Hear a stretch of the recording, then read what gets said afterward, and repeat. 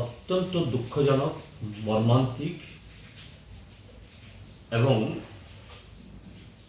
ভাষায় প্রকাশ করার মতো না।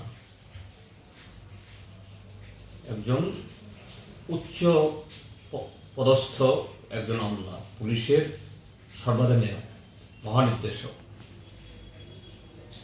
তিনি তার অফিসে যেভাবে এখন বলা হচ্ছে আত্মহত্যা করেছে, অস্বাভাবিক মৃত্যু। ত্রিপুরার যে ইতিহাসে এরকম দ্বিতীয় কোনো ঘটনা নেই। হ্যাঁ, মানুষ নানা বয়সে এরকম দুঃখজনক ঘটনা হয়, কিন্তু পুলিশের একজন ডিজি, যিনি এসডিপিউর পদ থেকে, পুলিশের একদম নিচুতলা থেকে সর্বোচ্চ স্তরে উঠেছেন এবং সর্বভারতীয় বিভিন্ন গুরুত্বপূর্ণ পদ সামলেছেন। এই সমস্ত ঘটনা, এগুলো খুব কাছ থেকে দেখা তাদের, এবং এগুলো সামলাবার মতো সে মানসিকতা যারা এই জাতীয় কাজে যুক্ত আছেন অন্যান্যদের থেকে তাদের বহুগুণ বেশি। যদি আত্মহত্যা যদি হয়ে থাকে, এখন তদন্ত বলবে, হয়েও থাকে, কোন পরিস্থিতি তাকে এরকম একটা চরম সিদ্ধান্ত নিতে বাধ্য করবে? এটাই হলো এখন মূল প্রশ্ন। এবং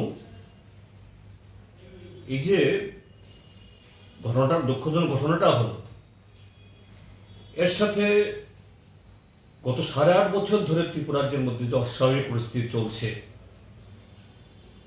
এটা তার বাইরে না।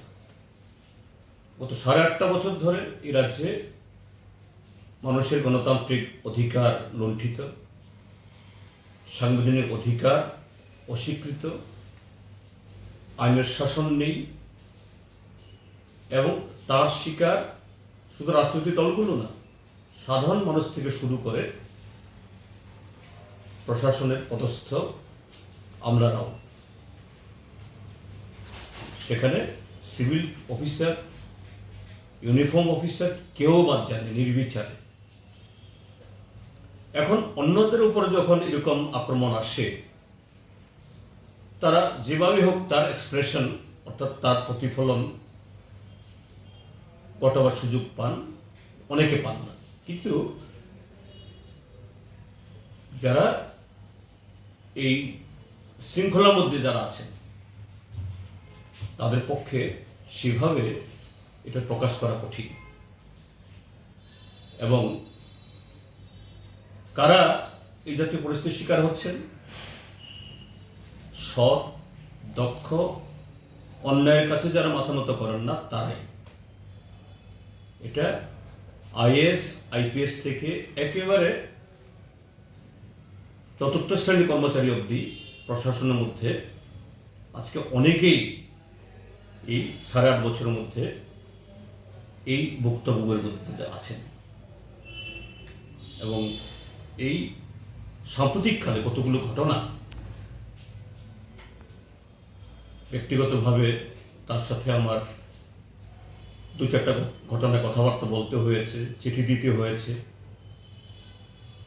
আমি অনুভব করতে পেরেছি উনি খুবই ব্যথিত, অস্বস্তিকর অবস্থার মধ্যে আছেন। এই ঘটনা তারই দেশ কিনা, এই প্রশ্নটা এখন নানাভাবে ঘুরপাক খাচ্ছে। এই জন্যই বলবো যে এর যদি সঠিক তদন্ত হয়, এবং সঠিক তদন্ত করা উচিত, এবং এটা সাধারণ পুলিশ দিয়ে হবে না। আর ডিজির মৃত্যু সাধারণ পুলিশ কে করবে? সিবিআই দিয়েও হবে না, কারণ সিবিআইও এখন আর আমাদের দেশে বিশ্বাসযোগ্য না। এটা শাসক দলের হাতিয়ারে পরিণত হয়েছে তাদের রাজনৈতিক স্বার্থ সিদ্ধি করার জন্য। এই জন্য আমরা ইতিমধ্যে দাবি তুলেছি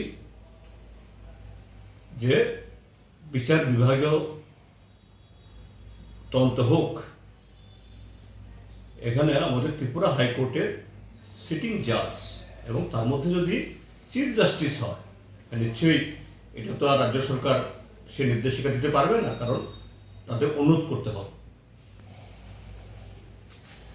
রাজ্য সরকার যদি সৎ হন, তারা যদি মনে করেন এই ক্ষেত্রেতে ধনকর সাহেবের মৃত্যুর আসল সত্য রহস্য উন্মোচিত হোক, এটা বলার হিম্মত যদি তারা রাখে, মন্ত্রিসভা থেকে সিদ্ধান্ত গ্রহণ করে হাইকোর্টকে অনুরোধ জানানো হোক।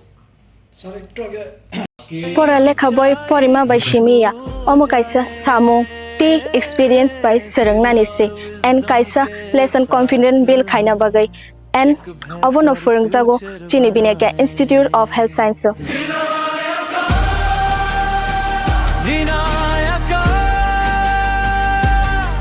Institute of Health.